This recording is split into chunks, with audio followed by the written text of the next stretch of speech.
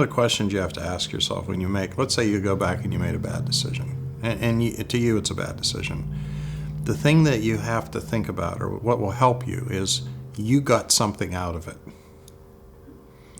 Take people in relationships that are terrible. We've all seen them. They're both getting something out of it. It may be complete insanity. So every decision you make, you're getting it's feeding a need that you have, and it may be a need that you're not aware of, but if you explore why you did it, you just ask yourself, why did I do that? Why do I have to ask my folks at 37 years old and my brother what I'm supposed to be doing? What am I avoiding? What does that keep me from having to do? What is it preventing me from doing? Because here's the truth about all of us. We'd love to have somebody make all the decisions for us and have them all be great and have the benefit of them, but unfortunately it doesn't work that way. If only it did, right? So every decision you make, here's what the best thing I can teach you is every decision you make makes sense to your ego. It may not make sense to anything else, but that part of you, you're making that decision. Let's take a simple one. People who procrastinate. We all know them. Somewhere in the past, they got reprimanded, chastised, beaten, whatever. They paid a high consequence for bad decision or a series of bad decisions. So their ego's saying, well, we have a solution to that problem. We just won't make decisions. They can't get mad at us if we make no decision, or they get a little aggravated with us. But the worst outcome is we make a decision that's wrong, and then the world falls in on us. So procrastinators generally have had a history somewhere along the line where they paid a high emotional or physical or both price for making a decision that the people that had power over them disagreed with.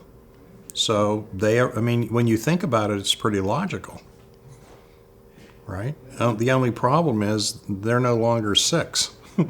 They're 36, but they're still using the same strategies. That's the problem. We're all of us as adults are using strategies that we developed a long time ago to get through this world.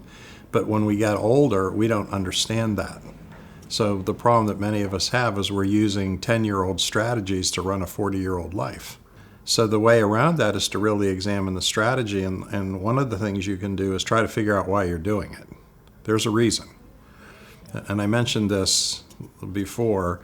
An easy way to do that is to write a question to yourself.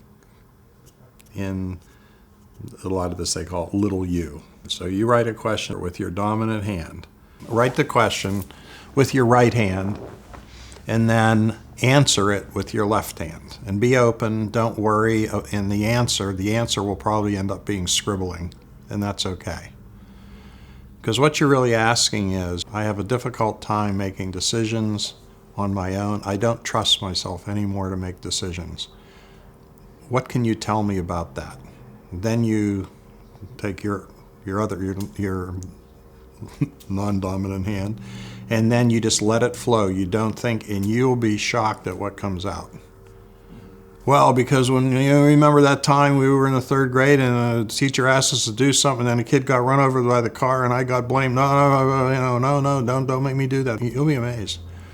We have to just relax and be open to it. So the more you know about why you're doing things, then you can change them. It's like you can't just will it. It's got too much power. The earlier you learn these behaviors, the harder they are to root out. And this comes to the rewiring part.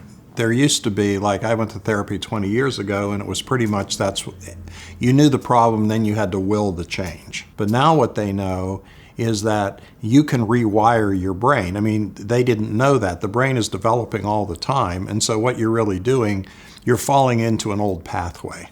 And you can create a new pathway by doing things different, and it's difficult. You have to force yourself to do it.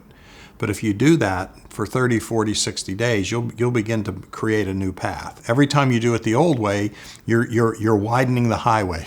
You know what I'm saying? Now, I'm not a religious person, particularly. I'm a spiritual person. The Old Testament says if you commit adultery, it's a sin. Jesus said, if you think about it, it's a sin. Well, what people have known, wise people all through the years without knowing the science, was you kind of can think your way into bad paths. Okay? Now we have scientists at UCLA that can prove that. Okay? So the wisdom of the ages, regardless of the religion, regardless of the wise people, they kind of intuit, they kind of were smart and they knew these things. It's just today we have science and we can prove them. So every time you repeat a bad pattern, you're just widening, you're strengthening the road. So if you're not willing to try to do it differently, you'll continue to do that. So at first you've got to will yourself to do. You just got to understand, okay, I'm doing it for this. This is what I'm getting out of it. It makes me feel safe. Having mom and dad and my brother make the decision for me is easier for me. It's less risky for me than making my own decision. And partly, and this is the part that gets scarier for people. I don't know why I'm talking about Jesus today, because Jesus says, you have to leave your parents behind. You have to join me. You got to give up all your money. And what they're really saying is you have to give up your old beliefs. And he's not really saying throw your parents out. It's a metaphor. You have to leave your past behind you and come up, with your way of being in the world.